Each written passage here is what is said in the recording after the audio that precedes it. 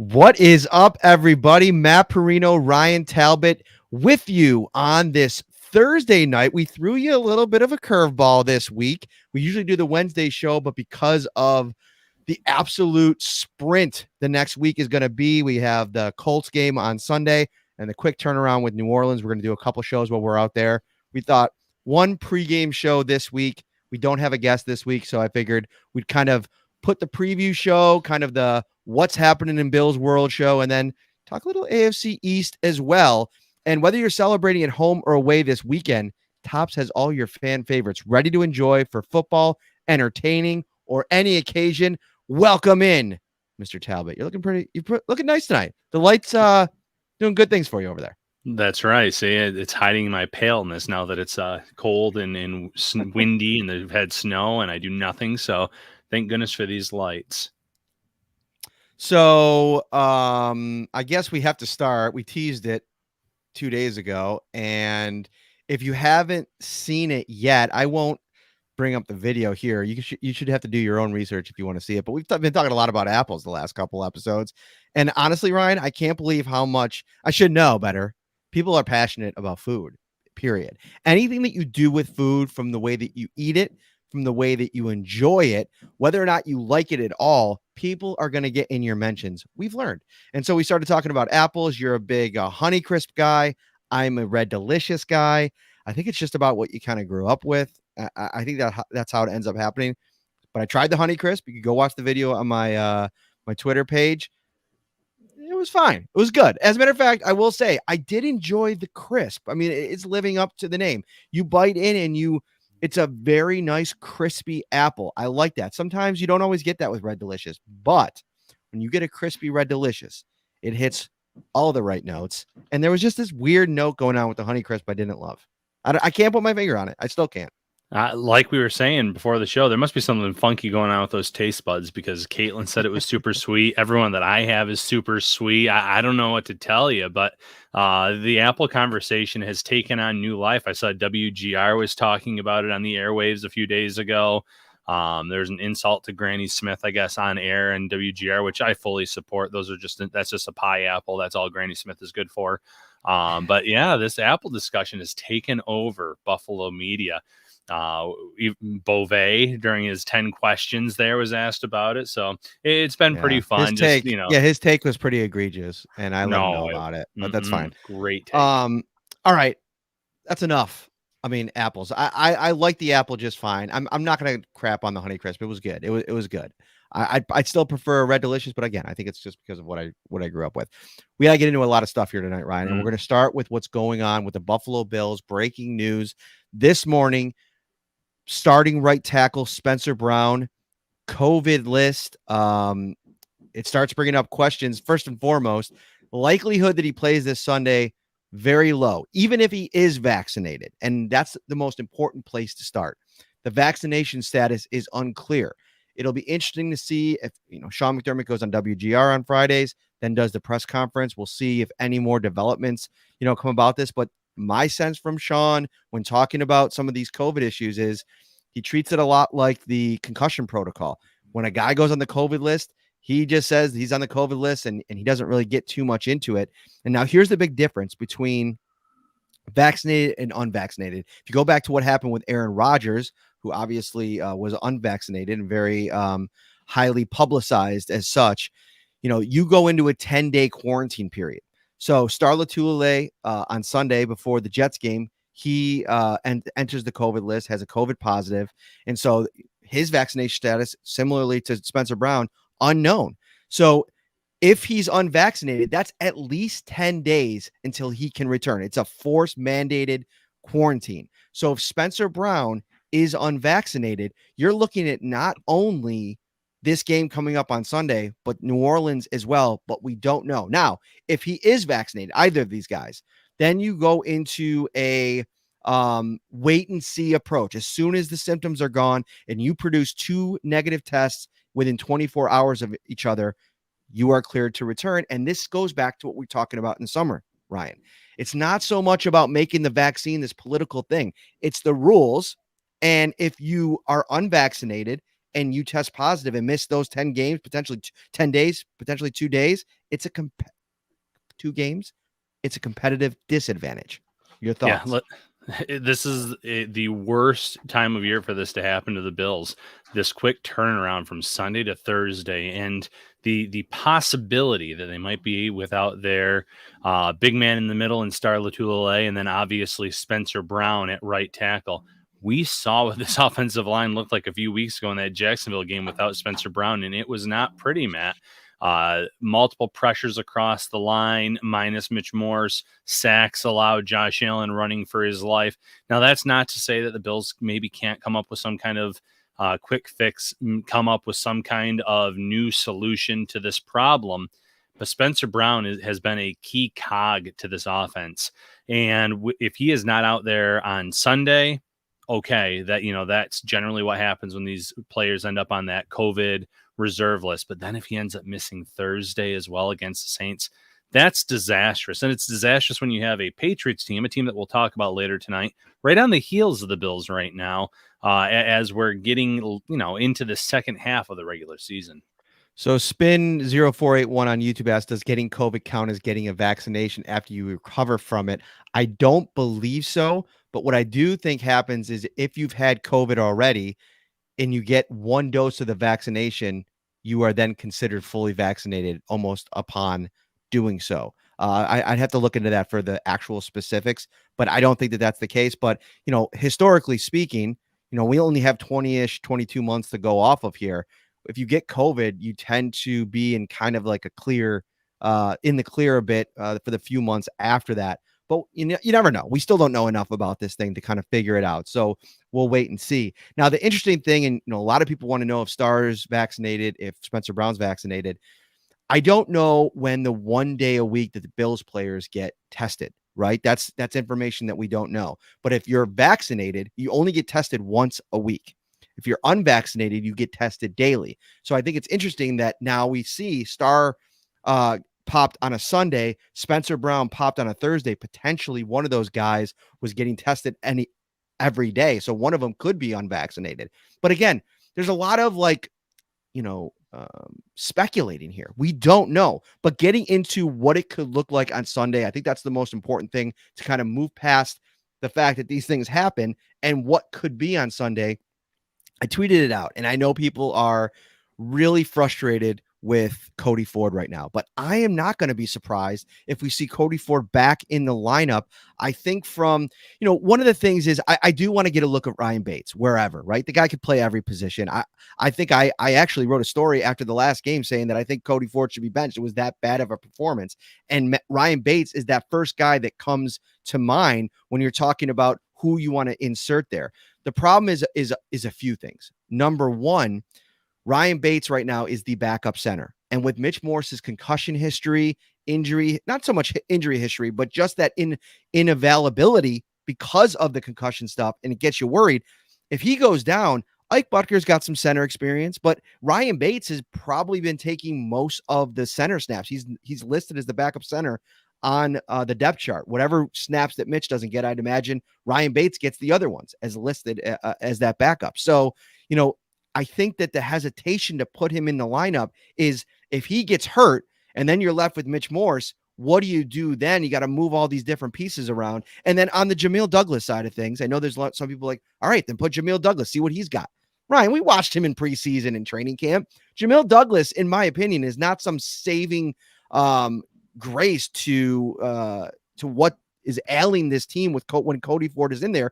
And again, a former second round pick who, maybe that was a turning point. Maybe he had to hit rock bottom. I don't know. I'm trying to put the best picture here on this situation, but I think Bills fans might have to get to a place where they accept that maybe we're going to have to run through this thing one more time with Cody Ford.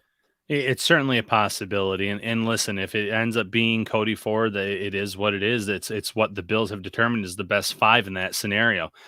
If it's not, I could see Jamil Douglas being in play. And you're right. Jamil Douglas is not going to solve the issue on this offensive line. But maybe the Bills are fed up with Cody Ford after that last performance and they give Douglas a look there. You make great points about Ryan Bates. It makes it very difficult. And I know some people hate well, I don't like the, well, what if this happens to a guy who's the backup this? And I get that. But when you have a person like Mitch Morse who has a concussion history, it takes one hit to the helmet. And then Ryan Bates, whether he's playing at tackle or whatever the case may be, he'd have to kick inside to center. And then you're going back to the drawing board on the fly. So it's not an ideal scenario. I saw someone in here mention Tommy Doyle. Tommy Doyle had one snap at tackle last week, and it was at left tackle, mind you, and Deion Dawkins got banged up, and he immediately gave up a sack.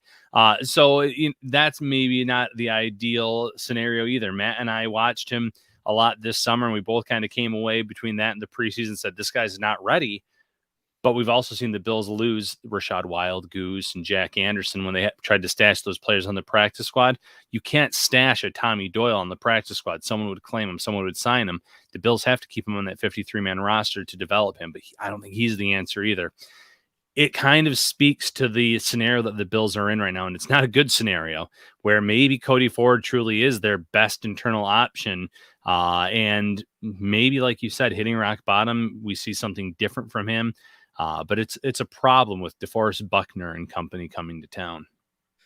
And we're going to get into this game quite a bit, but let me paint a picture here with Cody Ford too. And I've been hard on him, like in recent games. I mean, the last game, like he was bad. And I think at a certain point you got to call a spade, right? But let me take you back to last season, right? Tremaine Edmunds, Matt Milano dealing with some injuries early on. They were, the Bills had to turn somewhere, and they went to AJ Klein. Do you remember, Ryan, those first couple of starts? I think the first one was against Miami. The second one was against Kansas City. The Bills have to find a way to get AJ Klein off this roster right now kind of starts. He was about as bad as you can be. And it was concerning immediately because it brought into question the depth at linebacker behind two guys, Milano more so than Tremaine Edmunds, but both guys who have been dinged up at various times in their career. Look at the AJ Klein timeline since then. Defensive player of the week 1 week last season. He played in place of Tremaine Edmunds after mostly filling in at will linebacker last season and was spectacular last week against the Jets. Coming downhill, he almost had an interception, second on the team in tackles, couple tackles for a loss, almost had a sack. He was doing a little bit of everything last week. So I think, listen, is Cody Ford AJ Klein? No. He's in year 3 and has been pretty much a disappointment at this point as a draft pick. But all I'm saying is for the no way Ford, no how Ford crowd, there might be a little something to letting a guy kind of, go through some adversity and see what they can come back with after the fact. I'd be intrigued to see if Cody Ford can respond and maybe show a little bit more than we saw in that Jacksonville game. Yeah, you might be right. And that is a great example with AJ Klein. I remember seeing tweets about this is how much dead cap the Bills would carry if they cut him after those first few games.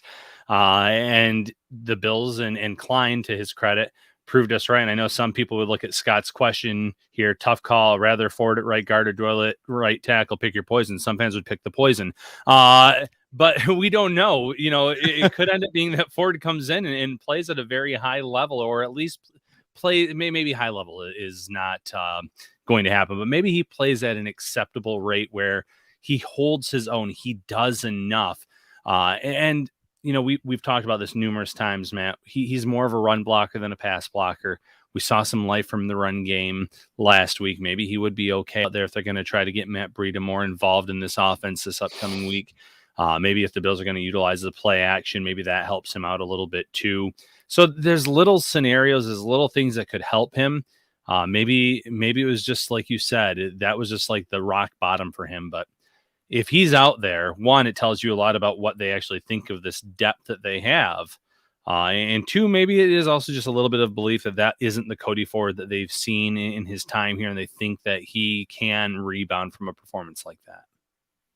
This is a good question. We'll get to it in a second. I want to hit on Doyle because I think some fans, I saw the conversation around this Doyle Ford Williams thing is like, okay, why not keep Williams at right guard, put in Tommy Doyle and just help him as much as you can, whether it be lining up the tight end on his side, Dawson Knox, obviously a pretty good blocker. Go in that direction where you can kind of, protect the rookie a little bit. It can't be worse, right? Well, I think it can be worse. We saw the one snap from Doyle last week, and we're talking about, and we'll get to one piece of this that I want to get, that I think that's super important. But let's get to this question first, because I think it's a good one from Charles G. What can the Bills do to help Ford in terms of play calling, Ryan? They could bring in the extra lineman. We've seen them do that a little bit, where if someone becomes eligible, they can keep the tight end in. They can keep a running back in the backfield with the sole purpose of staying in as the sole blocker, staying in for, to chip someone before they go out and run a route. There's little things you can do over the course of an entire game where an offense might see 50, 60, 70 snaps, though. You're not necessarily going to be able to protect them for every single one of those. So there's going to be some snaps where he has to hold his own, where he has to know his assignment. So there's little things you can do to mask it. And I'm sure no matter who the Bills roll out there on Sunday, they're going to do those little things to try to protect Josh Allen, to try to salvage this offensive line without Spencer Brown, without John Feliciano.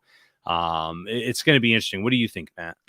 Yeah, I think, first and foremost, Josh has to, consciously keep reminding himself that there's a quicker running clock this week. I mean, if you go back to those first couple games, it really overpowered this offensive line and Josh in the first game against Pittsburgh, when they were able to get so much pressure up front. You saw them adjust in week 2, week 3, where I felt like Josh was kind of flowing a little bit. When he couldn't get rid of the ball almost immediately, he was ready to kind of evade, move around the pocket. He's got to be ready to do that a little bit more consistently. And you got to hope that you go to the Jags game and it was worst case scenario, because not only was Ford and Bucker horrible inside, Deion Dawkins and Darrell Williams were bad on the perimeter as well. So you need the guys around him to pick up Cody Ford a little bit, and you got to get really good play on the outside. Now, the problem, you mentioned them already, and we can kind of shift gears here into the first part of this matchup that I think is the most intriguing, with the Colts on Sunday.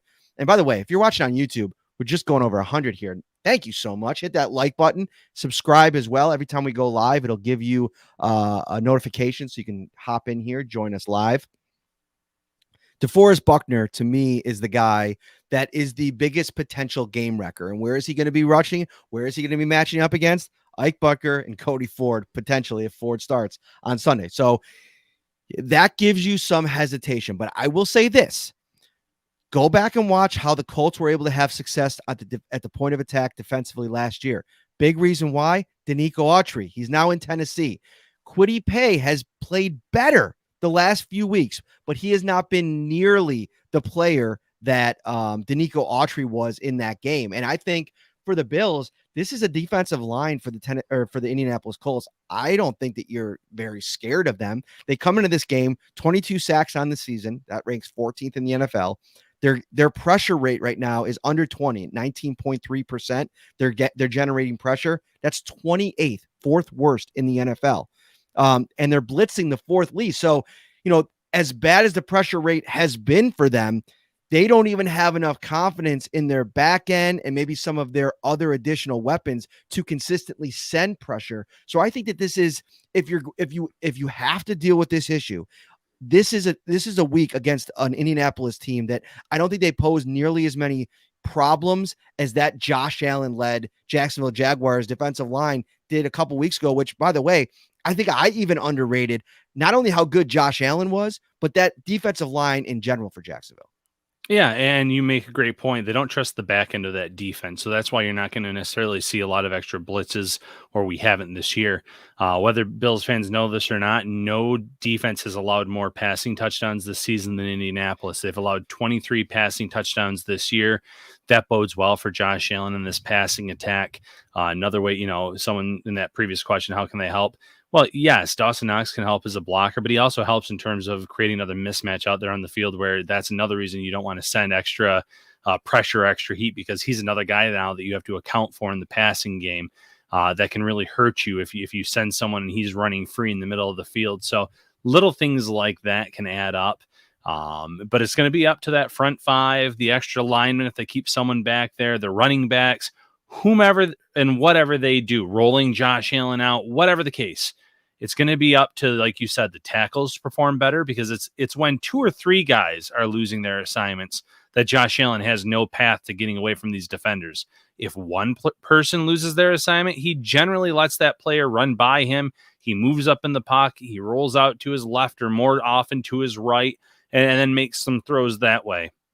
So, I'm not ready to sit here and hit the doomsday panic button. But obviously not having Brown is a huge, huge loss for this line, as it causes them to have to reshuffle and try to figure things out here with just days before not only one game against Indianapolis, but another game a few days later against the New Orleans Saints. From hot to go pizza and appetizers, signature fried chicken, baby back ribs and subs, tops, delicious salads and brownie trays. Don't let me forget the goodies. Tops has everything you need to feed the hungriest fan. They'll hook you up this weekend, get you stocked up for the game. So I want to transition here a little bit, and I want to flip it over to the Bills' offensive side of the ball. And if you've just joined us, welcome into the show. I want to talk about.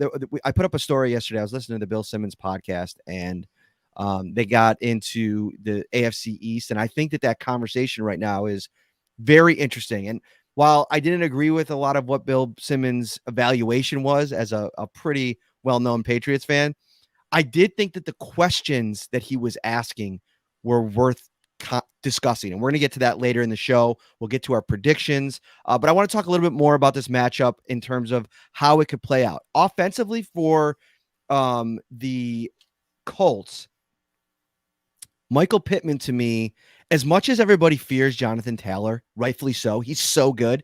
To me, the guy that I think could potentially be the difference maker in this game is Michael Pittman. I thought that he did some good things in the playoff game last year. And if you remember, Ryan, he dropped that touchdown pass. It was just a little bit too far for his outstretched hands. He's a guy that I feel like has come into his own this season. He's playing really confident football. He's a matchup problem. I almost feel like in some ways, while he doesn't play almost exactly as physical as AJ Brown, his size profile, I think, gives cornerbacks problems. And when the Bills have struggled against receivers historically, outside of, like, say, the Chiefs, who everybody struggles against the Chiefs, it's been those bigger body receivers. So Pittman, to me, is a guy that I have my eyes wide open about him. Jordan Poyer actually mentioned Pittman specifically. I don't even think he was asked about him, but he mentioned Pittman specifically and said he plays the game a lot like I do. Super aggressive.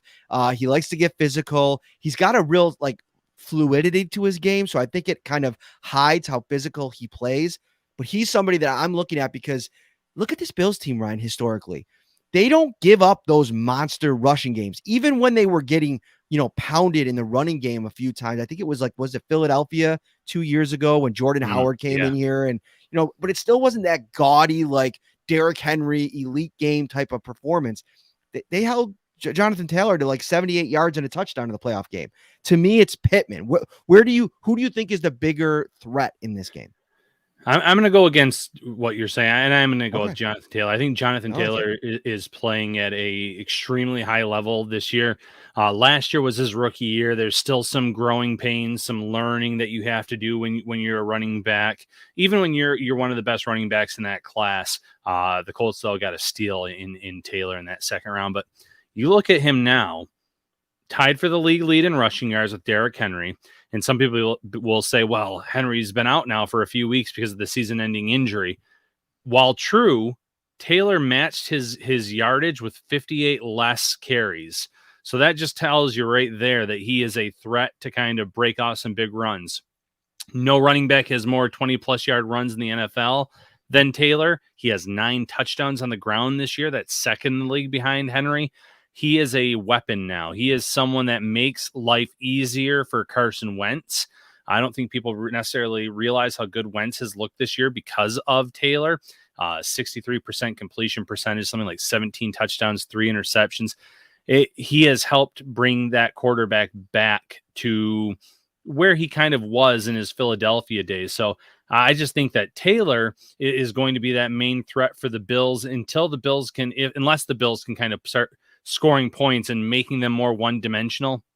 I'll go Taylor. But to your point on Pittman, Pittman is dangerous on third down. He's Wentz's, I would say, favorite weapon on third down. Mhm. I think in the last 3 weeks, he's posted something like 11 catches for 200 plus yards and a few touchdowns. So they've really been working on that rapport as of late. So, they're both weapons. They always have a few tight ends that you kind of have to know where they're at all times.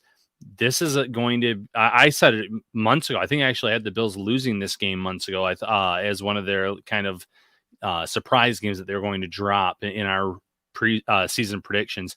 I think this is a really good team. I think that they've improved at the quarterback position in terms of going from Rivers to Wentz in terms of what Rivers was, even though he had a phenomenal playoff game against Buffalo.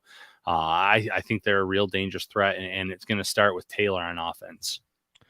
Don't forget about Nyheim Hines, who I thought, we focused in on him a lot in the playoff game last year. And I don't think he necessarily had the impact in that game that I, feared that he could against this Bills defense. But he's always somebody, especially with Tremaine Edmunds out, although he's given up a couple of those plays, he's somebody that I definitely have my eyes open for every time that he's targeted. Could be a little bit of a safety valve for Carson Wentz in the passing game. I guess if I'm looking for a path to success for Jonathan Taylor in this game, and listen, up front, this offensive line for the Indianapolis Colts, it's legit. I mean, this is going to be an absolute challenge for this Bills defensive line. Like, don't get me wrong on that. I just think that what they do schematically when Leslie Frazier finds your strength, he usually, along with Sean McDermott in this defense, they usually try to find a way to limit it or take it away a little bit. And so that's why, to me, I kind of shift my focus over to Michael Pittman because he had some success against them last year. But to your point, Jonathan Taylor could certainly have some success in this game. I mean, you look at their offensive line right now.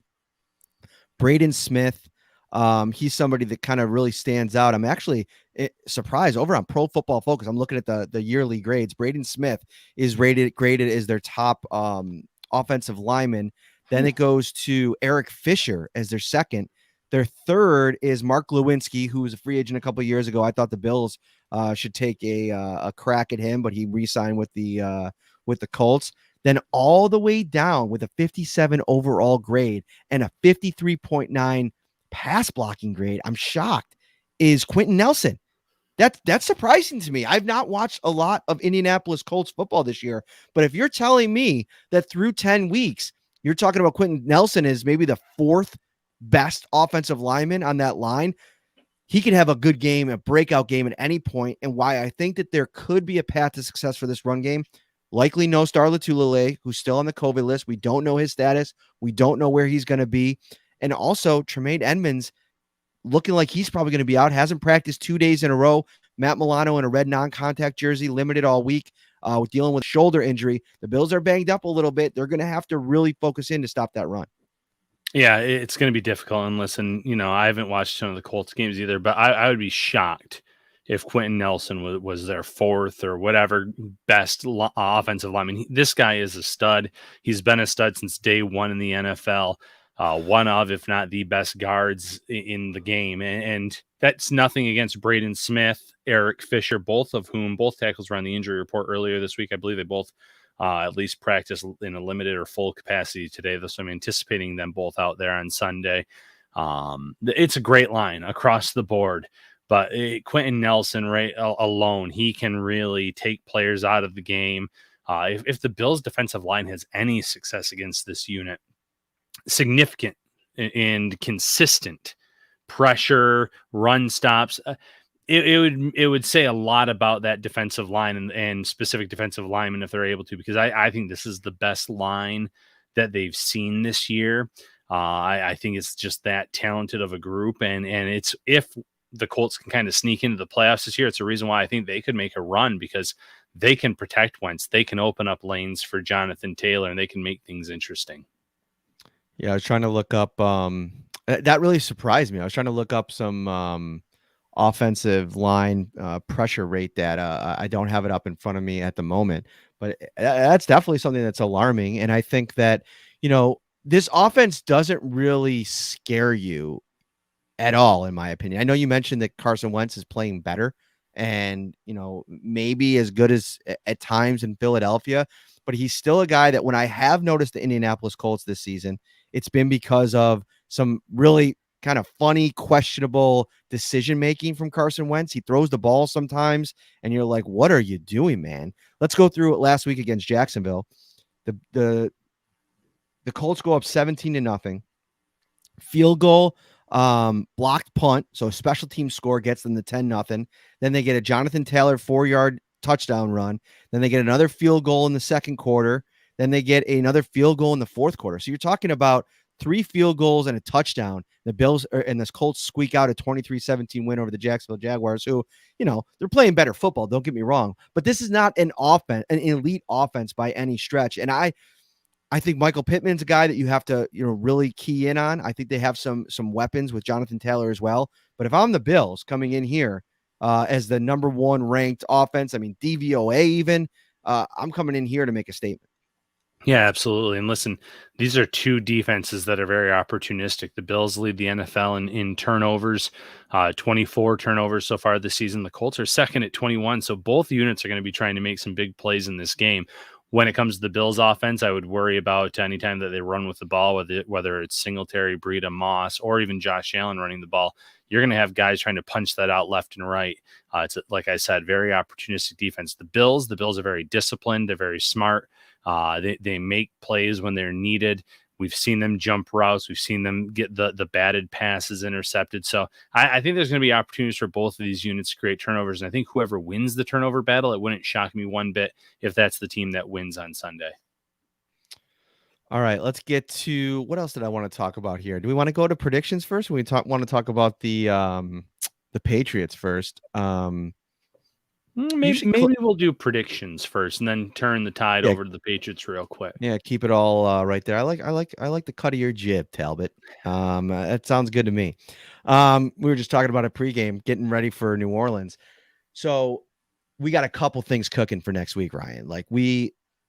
I put out a tweet yesterday asking Bill's Mafia. I said, listen, I have a story idea. I'll need actual Bills fans for it.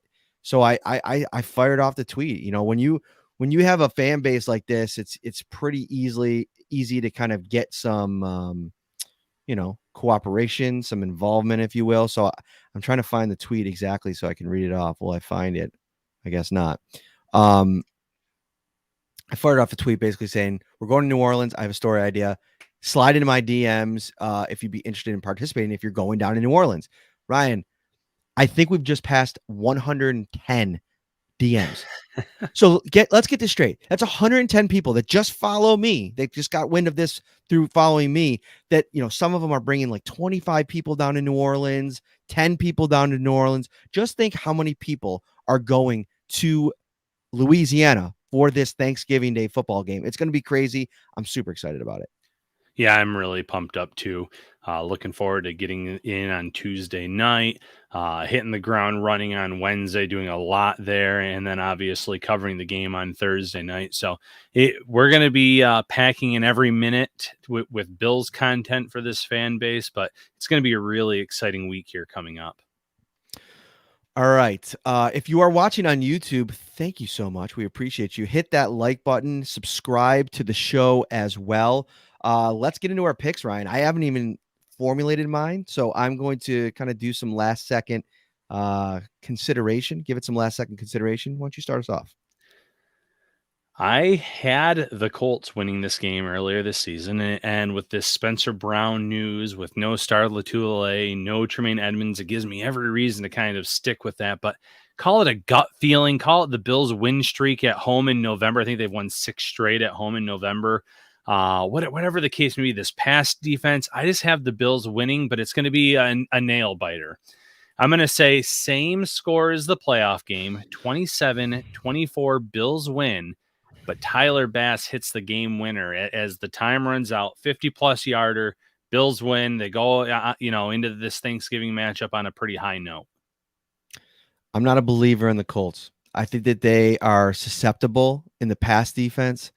I think they're one-dimensional offensively, as well as Carson Wentz has played at times. And I just think in this environment, Carson Wentz dealing with that, with this level of defense, and I you know what? while I'm sitting here, I want this information for my preview, so I'm gonna do some research. I'm gonna bring you guys into the research process as it goes here. So they play the Jaguars, they play the Jets, they play the Titans. This is good. Play the 49ers, they play the Texans, they played the Dolphins, they played the Ravens. Okay. They played the Ravens. Played They the should have Rams. beaten the Ravens. Played the Rams, that's a good team. And they played the Titans twice already. And the Seahawks. A couple tough games in there. But really, this offense hasn't been challenged really outside of maybe that Rams game. But I don't know if the Rams are really the elite defense that they've been. They didn't look like it, a week ago on Monday night, or a couple days ago on Monday Night Football. So I think that the Bills, continue to get Matt Breida involved. I think that they might have found something interesting there. I think they're going to miss Spencer Brown in the run game, but I think that I have some confidence that not only if Ford plays, will he play at least to an average level, kind of, rebound a little bit. I think they'll make adjustments. I think that they'll try to get guys involved. I think Stephon Diggs is feeling it all of a sudden. So I think they score enough. I'm going Bills 21-17. I think the Bills get a couple turnovers in this game, but something to watch. Bills right now lead the NFL at a plus 14 turnover differential. The Colts are second at plus 11. So whoever wins the turnover battle, which, by the way, go back and watch the playoff game. Neither team turned it over last year, and that's one of the reasons it was so close. But I'm going with the Bills at the end, 21-17 Buffalo. So they don't cover, but they get a win. And they need a win. They need to get out. It doesn't matter how ugly this thing looks, Ryan. With the games that are on tap now, after this, a short week against New Orleans, who have a really good defense, then New England, then the Bucks. You got to get all the wins you can get. Yeah, no argument here. And I don't want to say this is one of their more winnable games. I think the game against the Saints is more winnable considering their quarterbacks play and who they have there. But this is a game that I still think, even despite not having Spencer Brown, or most likely not having Spencer Brown, like you said, there's a slim chance if he is vaccinated, he could have two negatives within 24 hours of one another and maybe squeeze it in here. But I'm not anticipating him playing. But this is still a game that I think the Bills can fight and grind and kind of pull out a win. They can cause one or two mistakes by that Colts offense and kind of be that opportunistic defense that we've seen hold down the fort. What was really interesting this week, Matt, is when we talked to the coaching staff on Monday, and Leslie Frazier said that the only game that they haven't really been exclusive nickel was that Titans game. And that Titans game was the one game where that defense was shredded, like absolutely shredded by Tennessee. So if the Bills are still able to find a way to play that, the defense that they've been playing for the majority of the season, I think they can slow down the Colts. They can limit the Colts' success, and it'll be very, very, like I said, I still think it'll be a tight game, but it's going to be a winnable game when it's all said and done. Mm-hmm. Just a little update on the Colts injury report. It was a little bit daunting at the beginning on Wednesday. I mean, a lot of did not practices. Some guys returned to practice today. Darius Leonard missed on Wednesday. He was limited today on Thursday. So you want to check his status for Friday.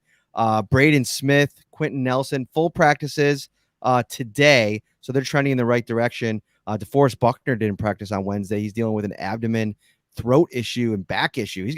He's all messed up. He was full today. Injuries. Yeah, seriously. Eric Fisher also dealing with a back injury. So they're trending in the right direction, a lot of those guys, but they seem to be pretty banged up. So that'll be something to definitely track. And remember, we don't have a Friday show this week. This is serving as the one-stop shop for the week. So your preview show. So you want to check, make sure you're following us on Twitter, social media, and Syracuse.com, New York Upstate. We'll have the latest for you as it breaks. But before we get out of here, I want to shift gears. And if you're watching on YouTube, thank you so much. Welcome into the show Thursday night. We're usually on Wednesday, but we switched it around this week. Hit that like button, subscribe to our channel as well. We did this a lot when I first started with, when the Bills were kind of building this thing. I thought it was, always really interesting to get national voices on whatever the topic is, like specifically like Josh Allen. Like I feel like anything you can get at the beginning as they were building, like, that national narrative, like tracking that. I thought Bills fans enjoyed that. I don't do it as much anymore because there's a lot of established things here. But I was listening to the Bill Simmons podcast this week, and I listened to Bill Simmons a ton, mostly for NBA content because I think he's really smart. He's watched the NBA for decades. He wrote the book of basketball. Like, I can't watch the NBA like I used to. So it's listening to his podcast. I think a lot of times kind of keeps me informed and keeps me up to date. But he had Warren Sharp on this week, and they kind of dove into the AFC East. Now, of course, Bill Simmons is a massive New England Patriots fan. So everything that he kind of says, you got to keep that in mind. But I think some of the stuff that he said was absolutely egregious, and we'll get into that. But the big question that he asked that I thought was something worth discussing is, number one, did we overrate the Bills' talent a little bit? And I think just starting there, Ryan, like as we sit here after 10 weeks, like the Bills are still the Super Bowl favorite after everything, right? I mean, the most recent odds that came out, they're the Super Bowl favorite. Josh Allen's the current MVP odds on favorite. So like, but at the same time, even though there's that love from Vegas in the books, I sensed in the national conversation, the Bills 6-3 start being a bit of a flop, if you will. I know a lot of that has to do with the Jags game, but where do you stand? How much have your expectations or thoughts on this team changed in 10 weeks? Well, I wouldn't say, the only thing I wouldn't say is that they're maybe not a clear-cut Super Bowl favorite in the AFC. I think the AFC is a little bit of a jumbled mess, but I still think they can absolutely win the AFC at the same time. So I'm still not buying Tennessee. I know Tennessee beat Buffalo last second when Allen didn't convert the fourth down play, but you're talking no Henry most likely for the rest of the season, and I would assume playoffs. It would be a surprise if he were able to come back. Julio Jones dealing with this hamstring injury. Now he's on the IR short term. The offense hasn't been doing much. They're just finding ways to win. So I don't buy into them. We've seen the Ravens lose some bad games. We've seen this Patriots team, they should have lost to the Houston Texans. The Texans got cute when they were up 22-9 and pretended like they weren't going to punt the ball. The punter didn't get back all the way and it gets blocked. And that was kind of the whole shift of the game there. But we've seen them lose to Miami and lose some tough games. In the West, that entire division is kind of falling back to earth. Same with the North. So it's really tough to sit here and say that there's a clear-cut, outstanding AFC team that's head and shoulders above the rest. So in that regard, I think the Bills are just as serious as ever. In terms of overestimating their talent, I don't think that we have. Like you already mentioned with Josh Allen, MVP favorite, still putting up numbers that are very similar to last year. And doing it with defenses trying to take away certain things from him, and having some success in certain games, don't get me wrong, but we're still seeing him shred a lot of defenses. We saw it last week. We've seen it many times this year. The run game is what we kind of expected, maybe with a Breida that unlocks something. Diggs is still Diggs, even though defenses are trying to take him away. I think Emmanuel Sanders is obviously an upgrade over John Brown, who's been hopping around the league looking for opportunities since the Bills have let him go. Beasley still very good out of the slot. You have Gabriel Davis, who's come alive in the last few weeks, more opportunities. Isaiah McKenzie, who can hurt you. And then maybe most of all, you have the emergence of Dawson Knox.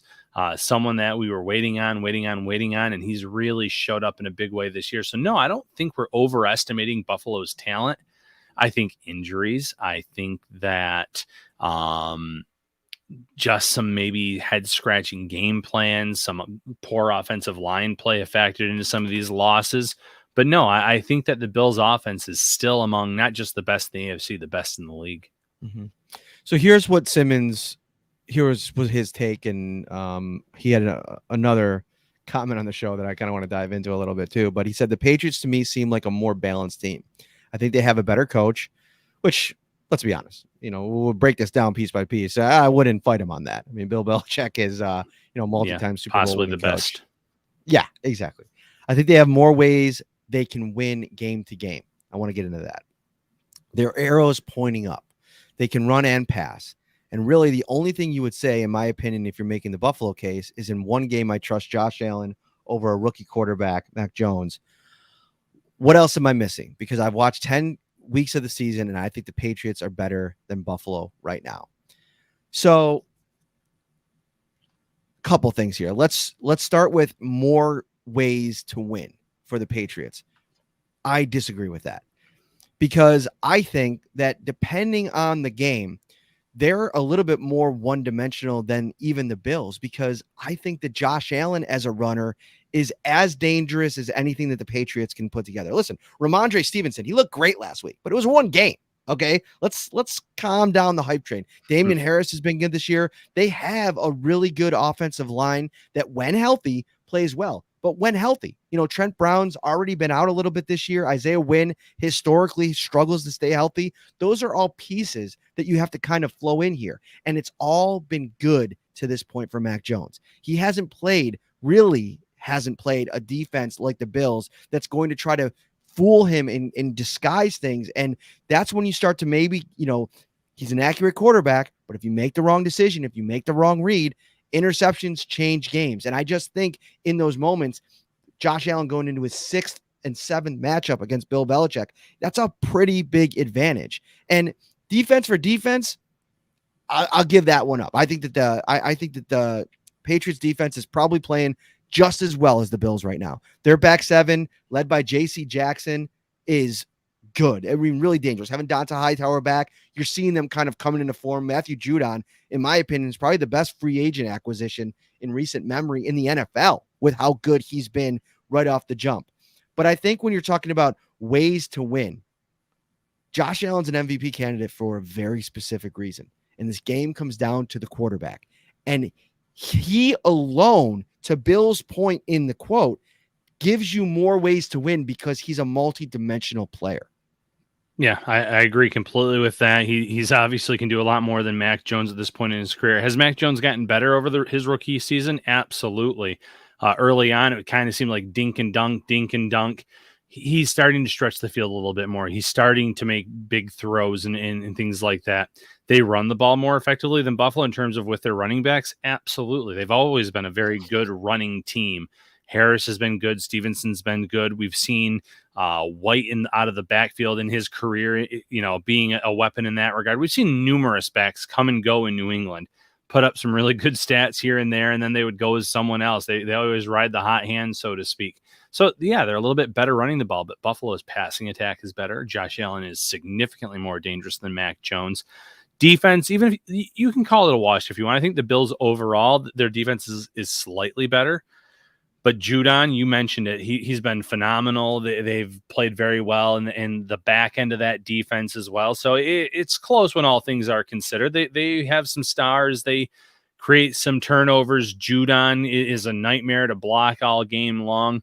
So it will be a very good match when these two teams face off in terms of watching the offenses against these defenses. But we've also seen last year Josh Allen take that next step against Bill Belichick in the first game. It was kind of a grinded out win. Obviously, Cam Newton was at quarterback in that one. They didn't have Mac in those games last year. But then there was the blowout that second game where, everything went right for the Bills in that primetime game, and they absolutely destroyed them. Different teams, different personnel. I still like the Bills. The Patriots did a nice job, and I can't even call it a rebuild. I've seen too many. I've seen ESPN, Bill Simmons, a lot of these places call it a rebuild. They were 7-9 last year, and then they spent almost $150 million in free agency on a bunch of names. And listen, for every Matthew Judon, who's been an absolute stud, there's a Jonnu Smith who was inactive last week. There's a Nelson Aguilar who got paid pretty big money, and he has something like 200. Maybe I think he has less than 300 yards receiving so far this year. So they found some players on offense, some players on defense, but that's going to happen when you go on a crazy shopping spree the way this team did.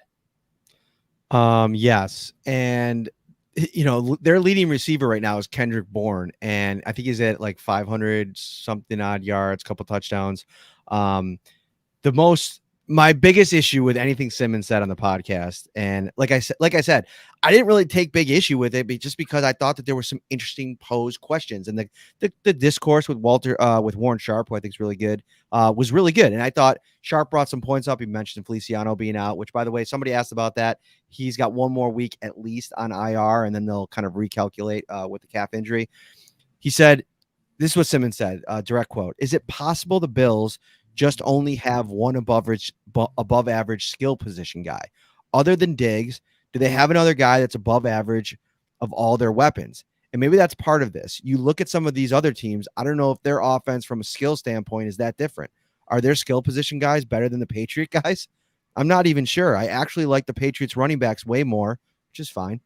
I like Kendrick Bourne as like a second receiver more than anyone the Bills have. Okay. William Simmons. Okay.